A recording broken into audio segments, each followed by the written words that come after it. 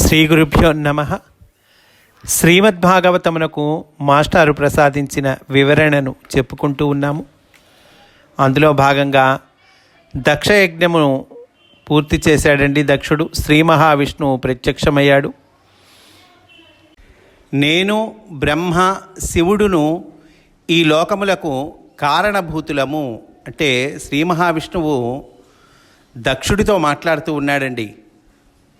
అందు ఈశ్వరుడు చూచువాడు, తనంతట తాను ప్రకాశించువాడు. నేను గుణమయమైన నా మాయను ప్రవర్తింపజేసి సృష్టి స్థితి లయములకు కారణములైన బ్రహ్మరుద్రాది నామభేదములను పొందుచుందును. రెండవదలేని పరబ్రహ్మస్వరూపుడనైన నాయందు బ్రహ్మ శివుడు జీవగణములు ఒకటిగా ఉన్నవి. మూఢుడు వానిని వేరుగా చూచును. మానవుడు తన శరీరమునందు కాళ్ళు చేతులు మున్నగు వానిని తనకన్నా వేరుగా చూడని విధమున నా భక్తుడగు వాడు నాయందు జీవులను నాకన్నా వేరుగా తలపడు. మా ముగ్గురి యందు భేదము లేక చూచువాడు ధన్యుడు. చూడండి, ఈ వాక్యం మళ్ళీ ఒకసారి చెప్పుకుందామండి. మా ముగ్గురి యందు అంటే బ్రహ్మ విష్ణువు శివుడు ముగ్గురండి. మా ముగ్గురి యందు భేదము లేక చూచువాడు ధన్యుడు అంటున్నారు సాక్షాత్తు శ్రీ మహావిష్ణువు. ఇక్కడ మాస్టర్ తెలియచేస్తూ ఉన్నారండి. పరమాత్మ అయిన పరబ్రహ్మము తన యోగమాయచే తన యందు లోకములను అంగీకరించును. అందు జీవులు మాయా విమోహితులై ఒకరినొకరు చూచుచుందురు కానీ తమలోని పరబ్రహ్మమును చూడలేరు. అంటే ఉదాహరణకి ఎదురుగా పుల్లయ్య అనేవాడు వచ్చాడు అనుకోండి, ఆ పుల్లయ్యను చూస్తున్నాం కానీ ఆ పుల్లయ్యలో ఉన్న భగవంతుడు దేవుణ్ణి చూడలేకపోతూ ఉన్నాం. తమలోని పరబ్రహ్మమును చూడలేరు. అట్టి జీవులలో ఎవడు పరబ్రహ్మమును దర్శించుట మొదలిడునో వాని యందు గురుమూర్తి అయి దక్షిణామూర్తి ప్రసన్నుడగును. ద్రష్టగా తన్ను తాను దర్శించు వైభవము దక్షిణామూర్తి స్వరూపము. దక్షిణామూర్తి స్వరూపం ఏంటో చెప్తూ ఉన్నారు. తన యందు లోకములను అంగీకరించు మూర్తి విష్ణు స్వరూపము. ఈ రెండింటి యందు భేదము చూచువాడు మూఢుడని చెప్పబడినది. ద్రష్టగా జీవుల యందు పరబ్రహ్మము స్వయం ప్రకాశుడైనప్పుడు దక్షిణామూర్తి అనబడును.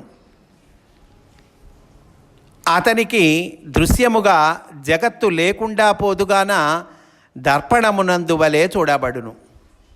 ఇట్లు తాను దర్పణమునందు తన్ను చూచుకొనుటకు ద్రష్టగా విత్తనమునందుండి వృక్షమును ప్రతిబింబముగా చూచును.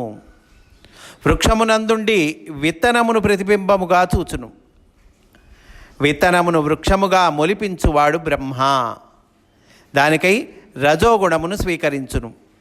తాను రజోగుణముతో కలియక సత్యమనబడు లోకమున ఉండును. ఈ ముగ్గురు మూర్తులపై సృష్టి స్థితి లయములు ఆధారపడి ఉన్నవి. ఇందు ఒకరి లేనిచో మిగిలిన వారిద్దరునూ లేరు.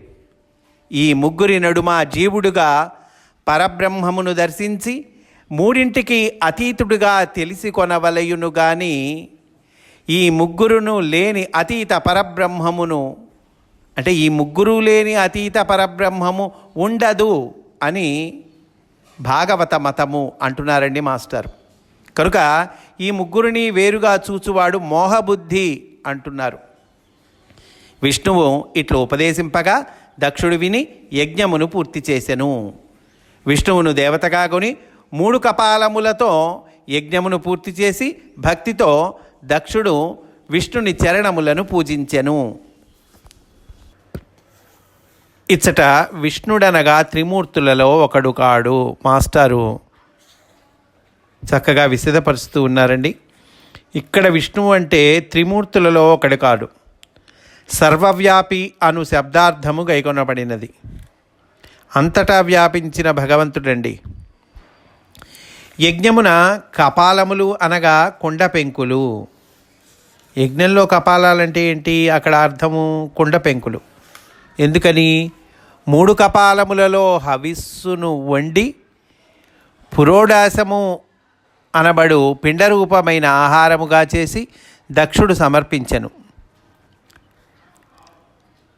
సరే, మానవుడి కపాలమున 3 భాగములుండును. ఇది యజ్ఞంలో లోపల ఉన్నటువంటి అర్థం మాస్టర్ చెప్తున్నారు. మానవుడి కపాలంలో 3 భాగాలు ఉంటాయి. అందు ముఖము వైపున పాలభాగముగా ఏర్పడినది విష్ణు స్థానము అనబడును. నుదురు భాగం ఉందే ముఖం వైపున ముందు వైపున ఉండేటువంటిది, అదిగో అది విష్ణు స్థానం. నడినెత్తి అందలి భాగము బ్రహ్మస్థానం అనబడును. వెనుక భాగము రుద్రస్థానం అనబడును. ఈ 3 కపాలములను దక్షుడు మేషరాశి అయిన తన శిరస్సుచే కల్పించి సృష్టికిచ్చి తాను సంవత్సర స్వరూపుడై సర్వాంతర్యామిగా తన దేహము మొత్తము సమర్పణ బుద్ధితో స్వీకరించి అనంతకాలము ప్రజాసర్గమునకు కర్తగా నిలబడును. యజ్ఞాంగములు అనబడు మరికొన్ని యాగములను వనర్చెను.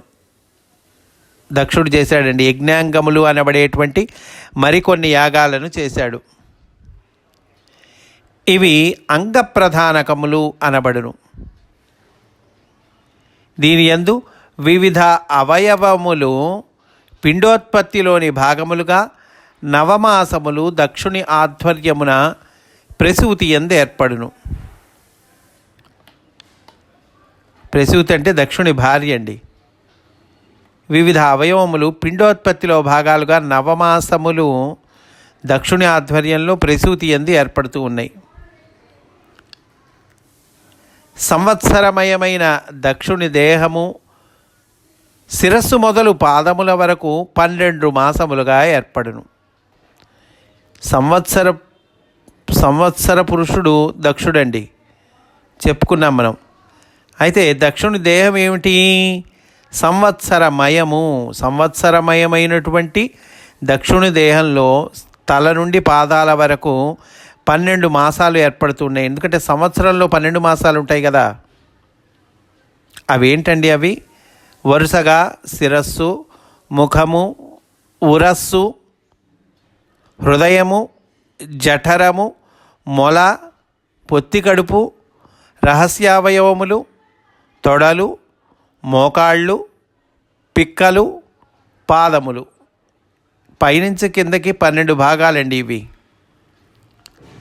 ఇవన్నీ త్రికపాలకమైన పురోడాశమున ఏర్పడును.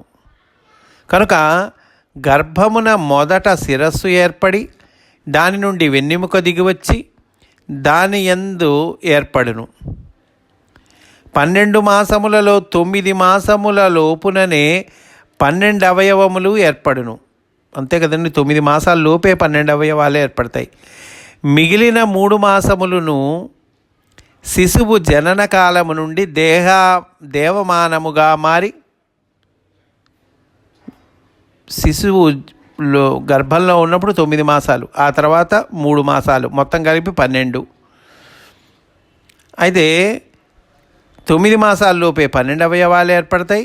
మిగిలిన 3 మాసాలు, సంవత్సరంలో ఇంకా 3 మాసాలు ఉన్నాయి కదా, అవి శిశువు జనన కాలము నుండి దేవమానంగా మారతాయట. దేవమానం అంటేనండి ఒక్కొక్క దినము ఒక్కొక్క సంవత్సరము.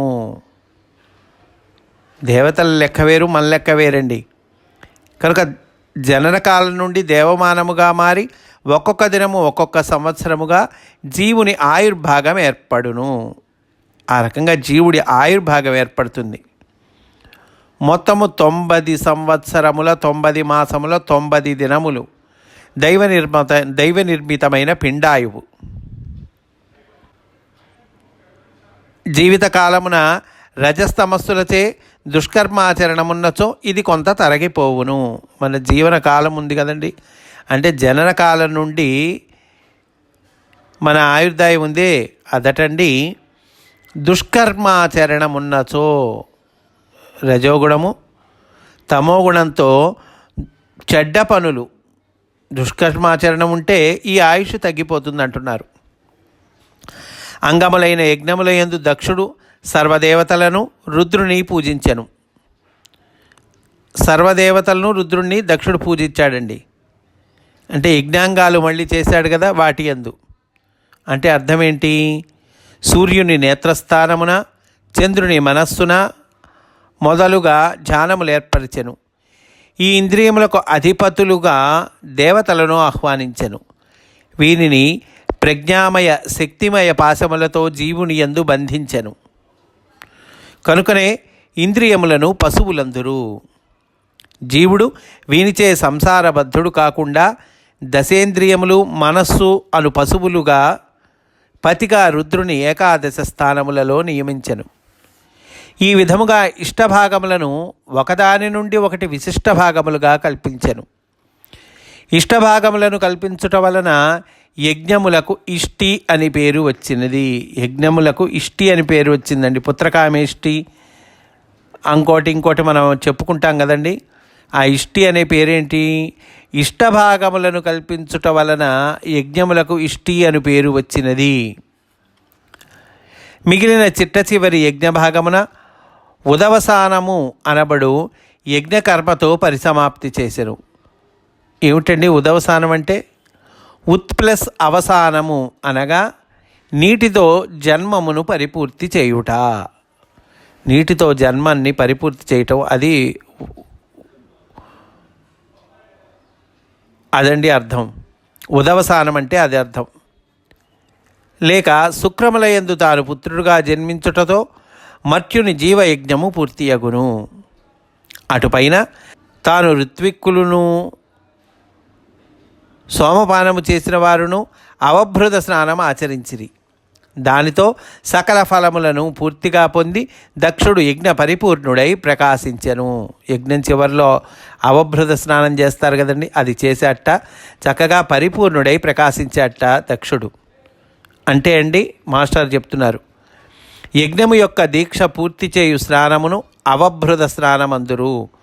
సోమపానమనగా సోమలోకమైన ప్రజ్ఞను పొందుట.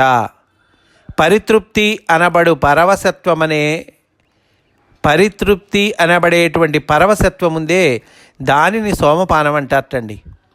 ఇది ముక్తజీవికి పరబ్రహ్మమునందు పరవశత్వముగా అనుభవింపబడును. అంటే భగవంతుడి యందు పరవశత్వం చెందుతామే, అట్లా అనుభవింపబడుతుంది. ఎవరికి? ముక్తజీవికి. అంతే కదండి. భగవంతుడి యందు పరవశత్వం చెందేది, పరబ్రహ్మమునందు పరవశత్వం చెందేది మరి ముక్తజీవులేగా. ఇది ముక్తజీవికి పరబ్రహ్మమునందు పరవశత్వముగా అనుభవింపబడును. సకామయజ్ఞము చేయువానికి దాంపత్యమందలి పరవశత్వముగా అనుభవింపబడును. దేవతలను, మునులు, బ్రాహ్మణులను దక్షుని చూచి ధర్మబుద్ధి కలిగి సుఖవృత్తిలో జీవింతువుగాక అని ఆశీర్వదించిరి. అందరూ దక్షుణ్ణి ఆశీర్వదించారటండి. దేవతలు, మునులు, బ్రాహ్మణులు ఏమని ఆశీర్వదించారు? ధర్మబుద్ధి కలిగి సుఖవృత్తిలో జీవింతువుగాక. అంటే ఏంటండి అర్థం? ధర్మబుద్ధి అనగా సకల ద్రవ్యమయ, శక్తిమయ, ప్రజ్ఞామయ, దేవతామయ ధర్మములు బుద్ధిగా పరిణమించుట. మాస్టర్ చెప్తూ ఉన్నారండి, దేవతామయమైనటువంటి ధర్మములు బుద్ధిగా పరిణమించటం. అప్పుడు ప్రవృత్తులు సుఖ పర్యవసానమగును. దీనినే జీవుడు సుఖము అనుభవించుట అందురు. ఆశీర్వదించి వారందరూ ఆత్మీయ భవనములకు జనిరి. వాళ్ళందరూ కూడా ఆత్మీయ భవనాలకు వెళ్ళారట ఆశీర్వదించి. ఆత్మీయ భవనాలకు వెళ్ళటం అంటేనండి, మళ్ళీ మాస్టర్ చెప్తున్నారు, ఆత్మకు సంబంధించిన స్థానముల యందు ఉండిరి అని అర్థము. వీళ్ళు ఎక్కడున్నారు? మనలోనే ఉన్నారు దేవతలందరూ కూడా. కనుక ఆత్మకు సంబంధించిన స్థానముల యందు ఉండిరి అనండి అర్థం. ఆత్మీయ భవనములకు వెళ్ళారు అంటే అర్థం అది. అటుపైన దక్షపుత్రి అయిన సతీదేవి పూర్వ శరీరము విడిచి హిమవంతునకు మేనక యందు జన్మించెను. హిమవంతుడికి మేనకు పుత్రికగా పుట్టిందండి సతీదేవి. ప్రళయకాలమున నిద్రించిన శక్తి సృష్టికాలమున మరల ఈశ్వరుని పొందు మార్గమును అనుసరించి తనకు పూర్వ శరీరమున భర్తయగు రుద్రుని వరించెను. అర్థం అదండి. ప్రళయకాలంలో నిద్రించినటువంటి శక్తి మళ్ళీ సృష్టికాలం వచ్చేసరికి మళ్ళా జన్మించాలి. సృష్టికాలంలో మళ్ళా జన్మించి ఈశ్వరుణ్ణి పొందింది ఆవిడ హిమవంతుడి పుత్రిక పార్వతీదేవి మళ్ళీ ఈశ్వరుణ్ణి పొందింది కదండి. ఆ ఈశ్వరుణ్ణి పొందేటువంటి మార్గాన్ని అనుసరించి తనకు పూర్వ శరీరంలో భర్త అయినటువంటి రుద్రుణ్ణి వరించింది. ఈ దక్షాధ్వర ధ్వంసకుడకు రుద్రుని దివ్య చరిత్రమును తన శిష్యుడైన ఉద్ధవునకు బృహస్పతి తెలిపెను. ఉద్ధవుడికి బృహస్పతి చెప్పాటండి ఈ కథని. దక్షాధ్వర ధ్వంసకుడగు రుద్రుని చరిత్రమును అంటున్నారు. ఈ దివ్య చరిత్రాన్ని ఎవరికి చెప్పారు? ఉద్ధవుడు బృహస్పతికి చెప్పాడు. అతడు నాకు చెప్పాడు. ఉద్ధవునకు బృహస్పతి చెప్పాడు, ఆ ఉద్ధవుడు నాకు చెప్పాడు, నేను నీకు తెలిపితిని అని మైత్రేయుడు విదురునకు తెలిపి మరలా ఇట్లనెను. మైత్రేయుడు విదురుడికి చెప్తూ ఉన్నాడండి, అయ్యా ఉద్ధవుడికి బృహస్పతి చెప్పాడు, ఆ ఉద్ధవుడు నాకు చెప్పాడు, మళ్ళీ నేను నీకు చెబుతున్నాను అని మైత్రేయుడు విదురునకి చెప్పి మళ్ళా ఇట్లా అంటున్నాడు. దీని ఫలశ్రుతి చెప్తున్నారండి. ఈ కథ బుద్ధిమంతులై చదివినను విన్నను ఐశ్వర్యము ఆయువు కీర్తియు కలుగును, సకల కల్మషహరమై భవబంధములు తొలగును. చక్కగా ఈ కథ చదివిన వాళ్ళకటండి ఐశ్వర్యం వస్తుందట, ఆయుష్ వస్తుందట. చదివినా విన్నా, ఎవరైనా చెప్తుంటే విన్నా కూడా, అంటే మనందరికీ చక్కగా ఇవన్నీ వస్తాయండి. చాలా సంతోషకరమైనటువంటి విషయం. ఈ కథ బుద్ధిమంతులై చదివినను విన్నను ఐశ్వర్యము ఆయువు కీర్తియు కలుగును, సకల కల్మషహరమై భవబంధములు తొలగును. అంత బాగుందండి ఈ కథ. సృష్టి ఇట్లు విస్తరించినను సనక సనందరాదులు నలుగురు, నారదుడు, హంసుడు, అరుణి, రుభుడు, యతి అనువారి వంశములు వృద్ధి పొందలేదు. సృష్టి ప్రారంభము వృద్ధి చెప్పుకున్నాం. భాగవతంలో మొదటి స్కందాలన్నీ అవి వివరిస్తూ ఉన్నాయి వాటిల్ని. సృష్టి ఎట్లా ప్రారంభమైంది, ఎట్లా వృద్ధి పొందింది, బాగుంది. అయితే వీళ్ళ వంశములు మటుకు వృద్ధి పొందలేట. ఎవరి వంశములండి అవి? సనక సనందనాదులు నలుగురు, నారదుడు, హంసుడు, అరుణి, రుభుడు, యతి అనేటువంటి వాళ్ళ వంశాలు వృద్ధి పొందలేదు. వీరు నైష్టికులు అనబడిరి. వీరికి ఇల్లు వాకిళ్ళు లేవు. నైష్టికులు అనబడ్డారటండి వీళ్ళు. ఇల్లు వాకిళ్ళు లేవుట వీళ్ళకి. ఎందుకని, ఏమిటి? దీనికి మాస్టర్ చెప్తూ ఉన్నారండి. వీరు బ్రహ్మ మనస్సున మొట్టమొదటగా పుట్టి సృష్టించుటకు నిరాకరించింది. బ్రహ్మ మానస పుత్రులు. వీళ్ళని సృష్టి చేయమంటే బ్రహ్మ అయ్యో మాకొద్దయ్యా, మాదంతా నివృత్తి మార్గము, అంతా బ్రహ్మమయము, మేము చెయ్యమని అన్నారు. వీళ్ళు సృష్టించుటకు నిరాకరించిరి కనుక వీరికి దేహములలో ప్రత్యేకము స్థానములు ఏర్పడలేదు. మన దేహంలో అందరు దేవతలు ఉన్నారు కదండి, మొదల నుంచి చెప్పుకుంటున్నాగా. అయితే వీళ్ళకి ప్రత్యేక స్థానాలు ఏర్పడలేదు దేహములలో. కేవలము సత్వగుణముతో ధ్యానించు వారి హృదయములయందు ప్రసన్నులగుదురు. సత్వగుణంతో ఎవరైతే ధ్యానం చేస్తూ ఉంటారో వాళ్ళ హృదయముల వందు మటుకు ప్రసన్నులవుతూ ఉంటారు. వీరు బ్రహ్మచర్యాశ్రమమునకును యతి ధర్మమునకును మార్గదర్శకులై వర్తించుచున్నారు. మోక్ష మార్గం అవలంబించిన వారికి భక్తి యోగమును అభ్యాసము చేయుదురు. భగవంతునకు సమర్పితము కాని జీవితమును జీవించు వారి అహంకారము వలన కొంతమంది భగవత్ సమర్పణము కాని జీవితం ఉంటుంది. అంటే భక్తి కానీ భగవత్ సంబంధమైనటువంటి విషయం కానీ లేకుండా జీవిస్తూ ఉంటారు. భగవంతునకు సమర్పితము కాని జీవితమును జీవించు వారి అహంకారము వలన, అట్లా జీవించడం అహంకారం అంటున్నారండి. వాళ్ళ అహంకారం వలన ఏమవుతుంది? వారి యందు అధర్మము యొక్క సంతతి వృద్ధి పొందును. అంటే భగవద్భక్తి లేకపోవటం వల్ల అధర్మము అనేటువంటి సంతతి వృద్ధి పొందుతుంది. అంటే దేనివల్ల ఏదొస్తుంది చెప్తున్నారండి మనకి. భక్తి లేకపోవటం వల్ల ఏమవుతుంది? వారి యందు అధర్మము యొక్క సంతతి వృద్ధి పొందును. అధర్మమును భర్తకు, అసత్యము భార్య వలన, భర్తమేమో అధర్మం అటండి, భార్య ఏమో అసత్యమట. ఇంకేముందండి చూడండి, ఏటి వలన ఏదొస్తుంది చెప్తున్నారు. ఎట్లా పొరపాటు పడతాము, ఎట్లా తప్పుదోవ పడతాము, ఎలా జాగ్రత్తగా ఉండాలి చెప్తున్నారండి. అధర్మమను భర్తకు, అసత్యమను భార్య వలన, లేని గొప్పతనము చెప్పుకొను లక్షణము అను కుమారుడును, మాయా అను కుమార్తెయును కలుగుదురు. వీరిరువురు జంటయై అప్రయత్నముగను అసత్యమునే పలుకు లక్షణమునకు దత్తత పోవుదురు.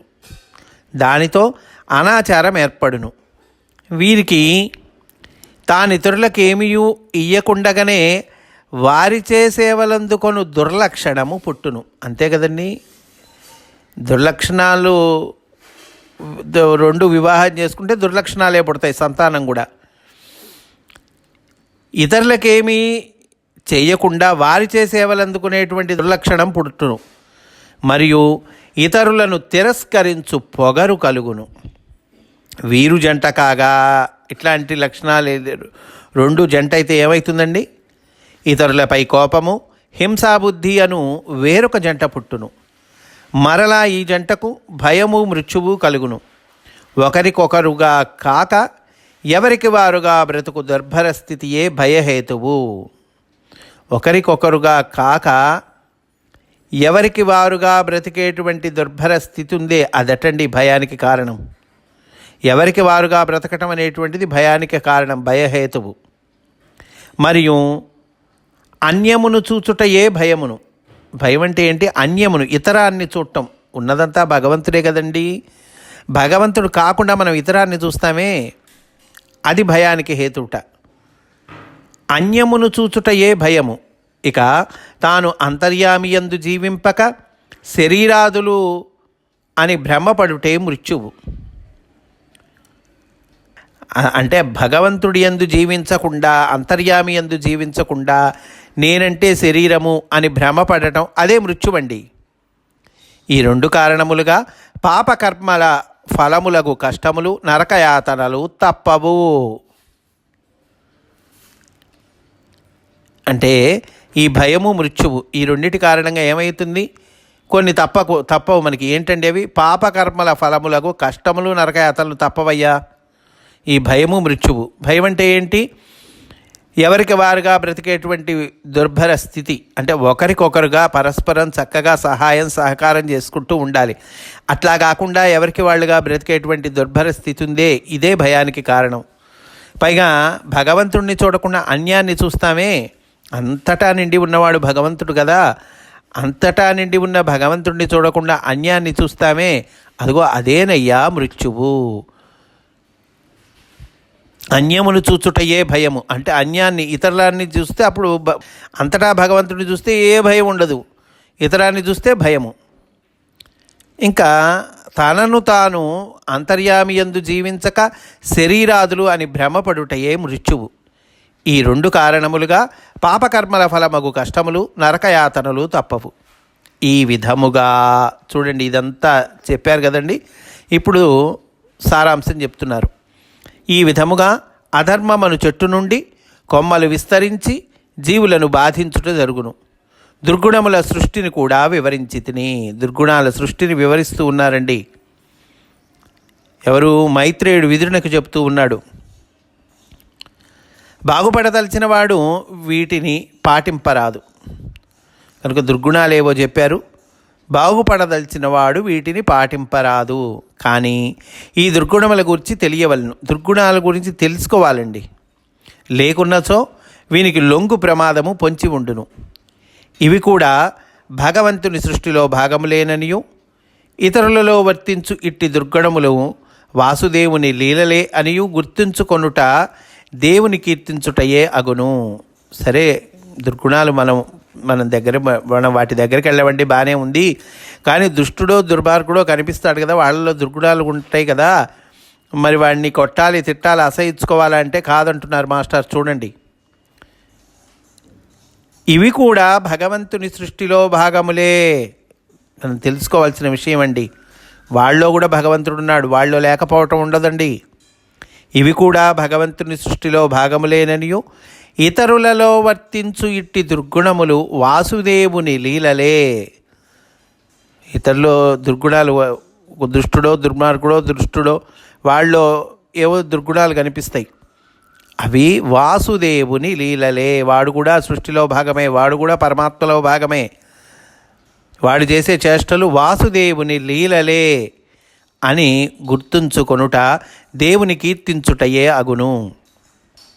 ఇతరుల సద్గుణములను దేవుని గుణములుగా స్మరించుట ఎంత పవిత్రమో, ఇతరులతో వర్తించుచున్నట్లుండు దుర్గుణములను దేవుని ఆటలో భాగములుగా స్మరించుటయు అంతే పవిత్రము.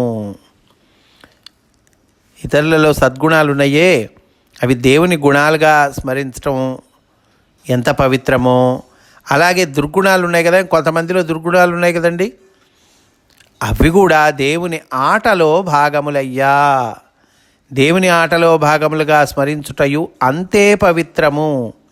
ఇట్టి స్మరణ చేయువారే అసలైన భక్తులు, వీరికి ఎట్టి పాపము అంటదు అని అంటూ ఉన్నారండి. దక్షయజ్ఞ వృత్తాంతాన్ని పూర్తి చేశారండి చక్కగా ఈ వాక్యాలతో. మనం కూడా ఈరోజు ఇక్కడితో పూర్తి చేసుకుందాం. అయితే ఈరోజు ఇంకో విశేషం ఉందండి. మనము 8వ వాల్యూమ్ పూర్తి చేసుకున్నామండి. శ్రీమద్ భాగవతము మొత్తము 16 వాల్యూమ్స్గా మాస్టారు మనకు ప్రసాదించారు. ఆ 16 వాల్యూమ్స్లో 8వ వాల్యూము ఈ రోజుతో పూర్తి చేసుకున్నాము. రేపటి రోజున మనము 9వ వాల్యూంలోనికి ప్రవేశిస్తాము. అంటే భాగవతములో 12 స్కందాలు ఉన్నాయి. చతుర్థ స్కందంలో ఉన్నాం మనం. ఆ చతుర్థ స్కందంలో ప్రథమ భాగము పూర్తి చేసుకున్నాము. అంటే 1 నుంచి 215 పద్యముల వరకు పోతన గారి భాగవతంలో వాటికి వివరణ మనము పూర్తి చేసుకున్నామండి. రేపటి రోజున చతుర్థ స్కందము 216వ పద్యం నుంచి మనం ప్రారంభం చేసుకుంటాము. మాస్టారి వాల్యూమ్స్ సంపుటములలో 9వ వాల్యూంలోనికి రేపు ప్రవేశిస్తాము అని సవినయంగా మనవి చేసుకుంటూ ఉన్నాను. స్వస్తి వాసుదేవా.